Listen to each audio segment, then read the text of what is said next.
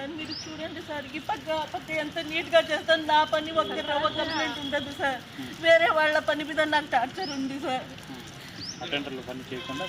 నాకు ఎత్తేస్తారు సార్ అలా అంటే ఎవరో ఒక పని ఎత్తేస్తారు ఏమంటే నీకేం లేదు నీకు తీసేస్తాము అంటారు సార్ భయపెట్టిస్తూ ఉంటారు సార్ వాళ్ళందరికీ పలుకుబడి వాళ్ళు అందరూ వస్తారు సార్ మాట్లాడతారు భయపెట్టించిపోతూ ఉంటారు నాకెవరు లేరు సార్ నాకు అందరి పని వేసి చేయాల్సిందే అని టార్చర్ చేస్తున్నారు సార్ నాకు చెప్పకుండానే నాకు వేసేస్తూ ఉన్నారు వేరే వాళ్ళ పని ఎత్తి షహనాజ్ సార్ స్కావెంజర్ని సార్ నా పేరు షహనాజ్ సార్ నేను 2 ఏళ్ల క్రితం ఈడ స్కావెంజర్గా చేరాను నమస్కారం నా పేరు షహనాజు నేను ప్రభుత్వ మహిళా డిగ్రీ కాలేజీలో స్కావెంజర్గా జాయిన్ అయినాను నా పని ముందు తక్కువ ఉందని అందరి పని చేయించినారు కీస్ తీసినాను చెత్త దోసినాను క్లీన్ చేసినాను డస్కుల కాడి నుంచి అన్నీ చేసినాను ఇప్పుడు 2 పక్కలు కూడా నాకు వాష్రూమ్స్ వచ్చినాయి 2 పక్కల నేను క్లీన్ చేసుకొని వచ్చేసరికి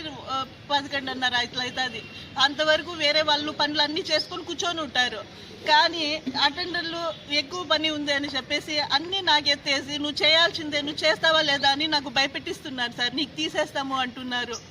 నా పని ఒక్కరవ కంప్లీట్ లేకుండా నేను చేసుకుంటాను ఆ పక్క ఈ పక్క వాష్రూమ్లు చూసి రండి ఎంత క్లీన్గా పెడతానో పిల్లల్ని అడగండి నా పని నేను బాగా చేసుకుంటాను వేరే వాళ్ళ పని ఎత్తేసి నాకు చెప్పకుండానే ఎత్తేసి నాకు టార్చర్ పెడితే ఎట్లా సార్ కాలేజీలో పెద్దవాళ్ళే అందరూ కలిసి వేస్తున్నారు సార్ వాళ్ళు ఎత్తేసినారు సార్ పెట్టి అందరూ వేసినారు సార్ మంచి తెలుగు సార్ डराता है सर ये प्रिंसिपल सर जाने 3 महीने है गए थे उन्होंने जानते तेरा काम मैं देखती हूँ कि कर दूँ कहता है सर उन्हें चन्नकेश्वर रेड्डी सर करते नहीं घर को उन्होंने जाकर पानी पकड़ लेते दूसरे पकड़ना नहीं क्या उनको बोलते नहीं मंजत बोलते थे